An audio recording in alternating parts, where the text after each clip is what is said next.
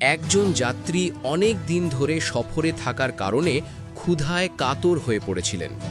হঠাৎ তার নজরে এলো একটি আহত লোমশ, যার পেছনের দুটি পাই ভাঙা ছিল। যাত্রী অবাক হয়ে ভাবলেন, এই অসহায় প্রাণীটি কিভাবে শিকার ধরে বেঁচে থাকে। ঠিক সেই সময় তিনি দেখলেন একটি সিংহ তার মুখে তাজা শিকার নিয়ে এগিয়ে আসছে। সিংহটি সেই আহত লোমশের কাছে গিয়ে শিকারটি রেখে ফিরে গেল এবং লোমশটি তৃপ্তি সহকারে খেয়ে তার পেট ভরল। এই দৃশ্য দেখে যাত্রী ভাবলেন, যদি এই খোঁড়া লোমশটি ঘরে বসে খাবার পেতে পারে, তবে আমার খাবারের ব্যবস্থাও নিশ্চয়ই এভাবেই হয়ে যাবে। এই ভেবে তিনি একটি গাছের নিচে বসে খাবারের অপেক্ষা করতে লাগলেন।